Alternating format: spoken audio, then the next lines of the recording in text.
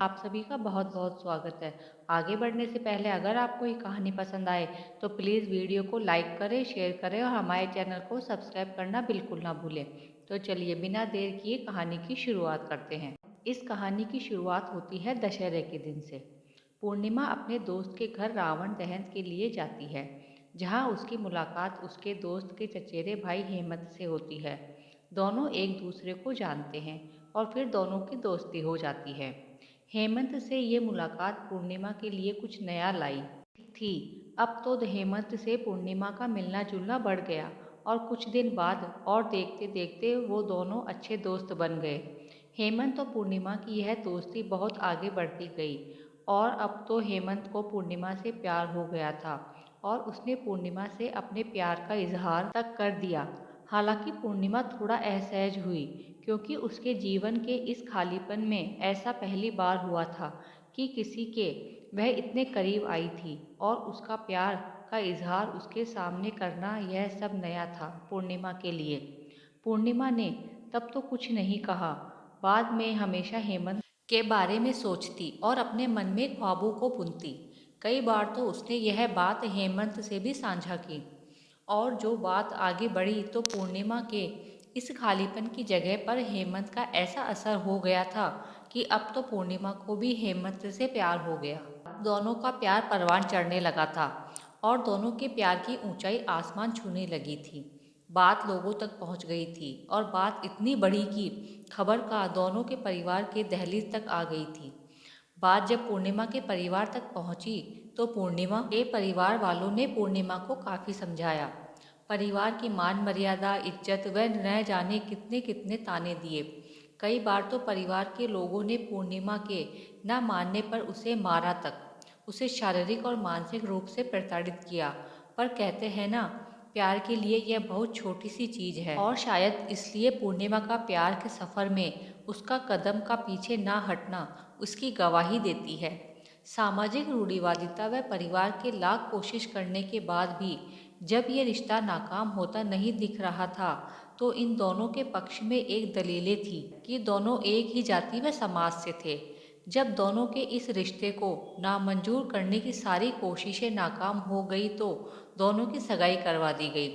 इसे पूर्ण रूप से दोनों के प्यार की जीत तो नहीं कह सकते, पर हाँ, यह एक पड़ाव तो जरूर था शारीरिक व मानसिक प्रताड़ना से छुटकारा का। ये एक पड़ाव तो जरूर था समाज के लोगों से मिलने वाले तानों का, और ये एक पड़ाव तो जरूर था उनके मिलने जुलने पर लगी हुई पाबंदी का। बहरहाल दोनों अब एक ऐसे रिश्ते में बन चुके थे जहां वो अपनी शादी के और आने वाले कल के जिसमें वो साथ होंगे के ख्वाब सजो रहे थे। पर कहानी का यह सफ़र यहाँ पर ख़त्म नहीं होता। कहते हैं ना, नियति जिंदगी के पड़ाव को कब आखिरी पड़ाव बना दे यह कोई नहीं जानता। कल गणगौर है। आज पूर्णिमा बहुत खुश थी कि कल गणगौर है और हेमंत उससे मिलने आने वाला है। बात थोड़ी सामान्य होने लगी थी और घर के भी थोड़े बहुत खुश है। पूर्णिमा खुद को संवारती है, बार बार आईने में खुद को निहारती है। आज बहुत खुश है, मानो चकोर को चांद से मिलने के सारे विघ्न खत्म हो गए हो, सारे इंतजार खत्म हो गए हो। हालांकि अब तो इंतजार था कल का। पूर्णिमा के लिए ये पल मानो एक दिन का भी नहीं, हजारों हजारों वर्षों का था। वह प्रतीक्षा में एक एक पल को बड़ी ही कठिनाइयों से बिता रही थी, लेकिन मन में मिलने की उत्कंठा व आशा थी। पर आज वह बहुत खुश थी। वहीं दूसरी ओर हेमंत पूर्णिमा से मिलने के लिए अपने वहां से निकलता है और दुर्भाग्यवश रास्ते में हेमंत के साथ एक दुर्घटना हो जाती है और उसकी मौत हो जाती है। इस बात से बेखबर पूर्णिमा उनके लिए प्रतीक्षारत है। पूर्णिमा के परिवार वालों ने पूर्णिमा को यह बात नहीं बताई। इधर हेमंत अंतिम यात्रा पर चलने को तैयार, उनका दाह संस्कार होने वाला है, तो उधर दूसरी ओर इन सबसे अनजान पूर्णिमा उनके इंतजार में व्याकुल है। उसका मन बेचैन है अपने हेमंत से मिलने के लिए। शायद अंतिम यात्रा में वह हेमंत के साथ हो सकती थी, क्योंकि हेमंत अब इस सफ़र से लौट बहुत दूर जा बैठे हैं। हेमंत का दाह संस्कार हो जाता है, किंतु पूर्णिमा अपने हेमंत के इस आखिरी सफ़र और उसके लिए आरंभ एक दर्दनाक सफ़र से अब भी अनजान। एक कभी खत्म ना होने वाले इंतजार में ही रहती है। इधर हेमंत की मौत की खबर से अनजान जब पूर्णिमा को उसकी मौत की खबर मिलती है तो पहले तो वह इस बात को स्वीकार नहीं कर पाती है। वो ये सदमा बर्दाश्त नहीं कर पाती है। उसका मानसिक संतुलन इतना बिगड़ जाता है कि अब वह जोरों से चीखती है, चिल्लाती है और उसकी जुबान पर एक ही लफ्ज़ बार बार आता है कि मेरा हेमंत ही नहीं गया, मेरे हेमंत जिनके लिए कल मैं पूजा करने वाली हूँ, वो गणगौर में पूजा में शामिल होने जरूर आएंगे। उन्होंने मुझसे ना भूलने का वादा किया हुआ है, इसलिए हेमंत जरूर आएंगे, मेरे हेमंत जरूर आएंगे। कभी चीखती है, कभी जोर से चिल्लाती है, तो कभी अचानक अपने आप को सन्नाटे में बदल देती है। फिर उस सन्नाटे को चीरती हुई अपनी चीख पुकार से हमेशा एक ही बात दोहराती है कि मेरा हेमंत जरूर आएगा, मेरे हेमंत मुझे छोड़कर नहीं जाएंगे।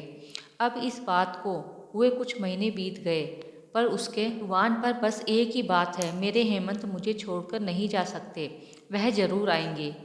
इन सबके बीच परिवार के लोग व समाज के अन्य लोग जो उससे प्यार को नाकाम करने में अपनी तमाम कोशिशें कर चुके थे, वह लोग जो कभी न जाने कितने ताने सुनाया करते थे तो कभी तानों की बरसात कर दिया करते थे, आज उनकी आंखों में भी आंसू थे पूर्णिमा की हालत देखकर। आज वो लोग भी उसके प्यार की बात कर रहे थे जिन्होंने कभी उसके प्यार को नहीं समझा था और प्रार्थना कर रहे थे पूर्णिमा के जल्दी ठीक होने की, उसकी ज़िंदगी की खुशियों की दुआ मांग रहे थे। क्या उनकी आंखों में आंसू पश्चाताप के आंसू हैं? क्या इस समाज व परिवार के लोगों की हमदर्दी में, उनकी सोच में परिवर्तन की कोई किरण झलक रही थी? क्या जो लोग कभी इन्हें ताने दिया करते थे वो आज जो भगवान से प्रार्थना कर रहे हैं इसके ठीक होने की, क्या ये उनके हृदय की गहराइयों से की गई प्रार्थना थी? बहरहाल कहानी में आपको आगे लिए चलते हैं। कहानी की उस पड़ाव पर हम पहुंच चुके हैं जहां पर पूर्णिमा की जिंदगी की शुरुआत होने से पहले ही वह होता दिख रहा था। खैर बहुत दिन गुजर गए थे, अब पूर्णिमा खामोशी के साथ रहने लगी थी। अपनी खामोशी में अपनी घुटन को छुपाए बैठी रहती थी, किसी से कुछ नहीं कहती, अपने जज्बातों को अपने सिरहाने में समेटे रहती। रात में उसकी सिसकने की आवाज़ बस उसके कानों तक ही जाती थी, किसी और का कंधा उसके रोने के लिए था भी तो नहीं। इसी बीच परिवार की ओर से दलील दी जाने लगी कि अब कौन करेगा इससे शादी, और यदि बेटी की शादी नहीं होगी तो समाज में लोगों के बीच क्या मुंह दिखाएंगे। यह सोचकर हेमंत के छोटे भाई से पूर्णिमा की फिर से सगाई करवा दी गई। ना चाहते हुए भी पूर्णिमा को फिर एक रिश्ते में बांध तो दिया गया, पर वह महीनों तक, वर्षों तक जिंदा होकर भी मरती रहती थी, सहती रही सारे ताने, सारी प्रताड़ना। अब वह जिंदा होकर भी मर चुकी थी अपनी जिंदगी के सफर में, और अब वह इतना थक चुकी थी कि धीरे धीरे अपने हालातों से समझौता करना सीख लिया था उसने, और शायद इसलिए अब तो खुश रहने लगी थी।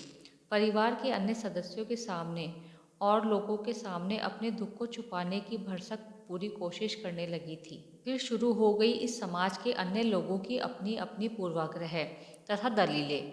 फिर से लांछन लगाना शुरू कर दिया गया और प्यार का मजाक बनाने का एक और नया हथकंडा मिल गया शायद उन्हें। अब उनकी खुशी पर न जाने कितनी बातें गढ़ने लगे कि देखो कितना खुश है, मानो कुछ हुआ ही ना हो।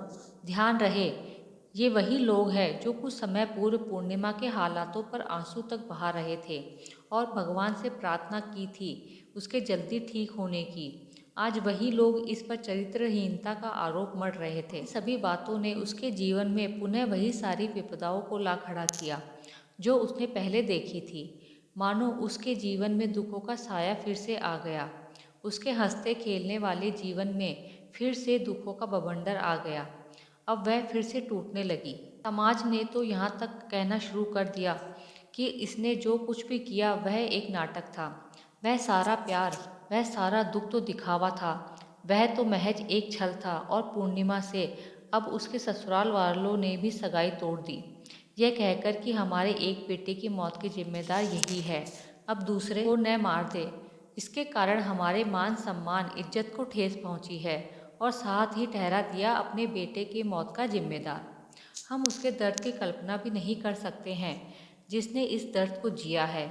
मैंने मात्र देखा है उसे, ये ज़िंदगी जीते हुए, और मैं बहुत आहत हूँ उन लोगों की, समाज की व परिवार की ऐसी मानसिकता को देखकर। और जिसने यह सब सहा है उसकी मनोदशा कोई नहीं समझ सकता। फिर क्यों लोग आ जाते हैं किसी की खुशियों को छीनने? क्यों लोगों को किसी की पल भर की खुशी नहीं देखी जाती? उसके दर्द को नहीं समझ सकते तो मत समझो, उसे और दर्द तो ना दो। क्यों किसी को फिर से जीने का हक नहीं? मुझे आज तक उस लड़की का गुनाह समझ नहीं आया कि क्या किसी से प्यार करना गुनाह है? क्या प्यार करने की वो चरित्रहीनता हो जाती है? और क्या उसका गुनाह था कि उसका प्यार अधूरा रह गया? क्या उसका गुनाह ये था कि उसने फिर से जीना चाहा? तो दोस्तों, ये थी हमारी आज की कहानी। आपका क्या कहना है इस कहानी के बारे में? कमेंट करके हमें ज़रूर बताएं। वीडियो को लाइक कर दीजिए और इसी तरह की कहानियाँ लगातार देखने के लिए चैनल को सब्सक्राइब करके घंटी को दबाकर ऑल पर सेट कर लीजिए, ताकि आने वाली वीडियो का नोटिफिकेशन आपके पास तुरंत पहुँचे। मिलती हूँ अगली वीडियो में, तब तक के लिए धन्यवाद।